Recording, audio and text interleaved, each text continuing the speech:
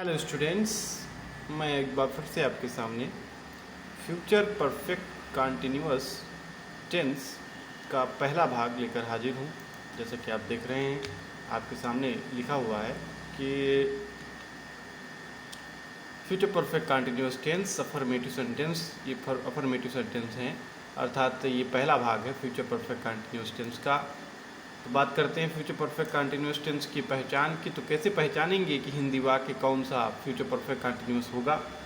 तो ऐसे हिंदी वाक्य जिनके अंत में रहा होगा, रही होगी, रहे होंगे, रहा होगा आदि शब्द आते हैं और साथ साथ जो है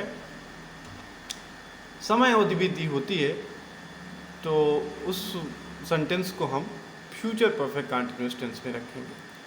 तो आइए बात करते हैं स्ट्रक्चर की, किस तरह से हम ट्रांसलेट करेंगे। तो सबसे पहले देखिए हम क्या करेंगे, यहाँ पर लिखेंगे सब्जेक्ट और उसके बाद हम लिखेंगे विल या शैल, वो भी सब्जेक्ट के अनुसार।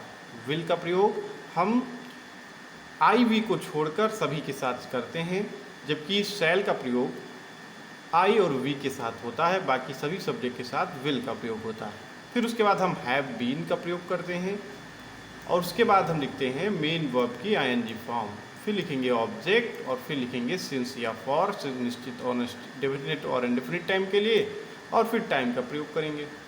अब बात करते हैं रूल्स की। तो रूल्स, जैसा कि पहला रूल लिखा हुआ है, लिखा है कि ऐसे हिंदी वाक्यों के अंग्रेजी बनाते समय helping verb will have been का प्रयोग आई वी को छोड़कर बाकी सभी सब्जेक्ट के साथ किया जाता है।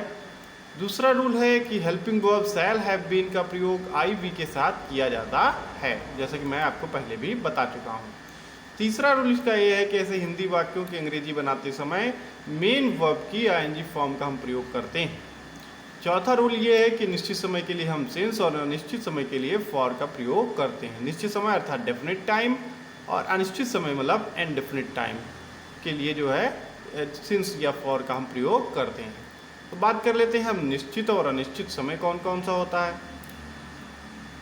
तो निश्चित समय के लिए हम क्या करते हैं, डे के नेम है, मंथ के नेम, ईयर के नेम, और जैसे कोई घड़ी में 1 बजे 2 बजे, ये सब डेफिनेट टाइम है। पिछली रात, जब भी पिछली चीज़ आ जाएगा, पिछली रात, पिछले दिन या पिछले सोमवार को, तो ये डेफिनेट टाइम हो जाता है। फिर मॉर्निंग, आफ्टरनून, इवनिंग, ये भी आपका डेफिनेट टाइम है। इनडेफिनिट की बात करें तो डे की संख्या अगर दी गई हो, मंथ की संख्या दी गई हो, ईयर की संख्या दी गई हो या घंटे दिया गया हो, तो वहाँ पर क्या होता है, इनडेफिनिट टाइम होता है। अब बात करते हैं एग्जाम्पल्स की। तो पहला एग्जाम्पल आपके सामने लिखा हुआ है कि राम 2 घंटे से खेल रहा होगा।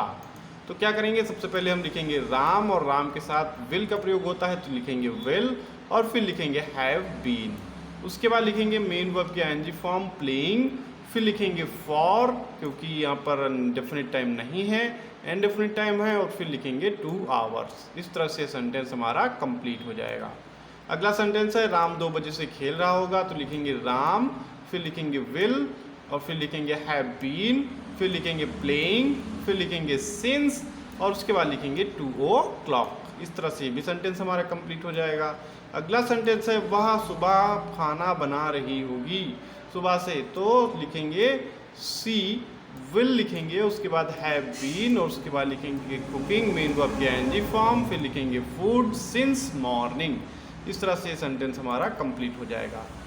अगला सेंटेंस जो है हमारा है वह पिछली शाम से आ रहे होंगे, तो लिखेंगे दे और उसके बाद लिखेंगे विल हैव बीन और उसके बाद लिखेंगे कमिंग, फिर लिखेंगे सिंस, फिर लिखेंगे लास्ट इवनिंग। इस तरह से अगला सेंटेंस है मैं सोमवार से फल खरीद रहा हूँगा। तो अब क्या करेंगे, लिखेंगे आई और उसके बाद आई के साथ शैल का प्रयोग होता है, तो इसलिए शैल लिखेंगे, और फिर लिखेंगे हैव बीन, फिर लिखेंगे मेन वर्ब की आईएनजी फॉर्म बाइंग, उसके बाद ऑब्जेक्ट फ्रूट लिख देंगे, फ्रूट्स, और उसके बाद सिंस मंडे। ये आपका डेफिनेट टाइम है। अगला सेंटेंस मैं 2 दिन से फल खरीद रहा हूँगा। तो अब क्या करेंगे, फिर से आई और उसके बाद फिर से शैल का ही प्रयोग करेंगे, फिर लिखेंगे हैव बीन, फिर लिखेंगे बाइंग, फिर लिखेंगे फ्रूट्स और फिर लिखेंगे पॉइंट ऑफ टाइम इंडेफिनिट है, इसलिए फॉर का हम यूज़ करेंगे फॉर 2 days। अगला सेंटेंस है वह 2 वर्षों से दिल्ली में पढ़ा रहा होगा, तो लिखेंगे he will he will have been studying in Delhi for 2 years। इस तरह से भी सेंटेंस बन जाएगा। अगला सेंटेंस है बाद 2015 में पढ़ा रहा होगा तो लिखेंगे he will have been studying in Delhi since 2015। और फिर आपके लिए ये होमवर्क है, आप लोग ये होमवर्क कर लेंगे। आशा करता हूँ आपको ये समझ में आएगा। थैंक यू सो मच, बहुत बहुत धन्यवाद।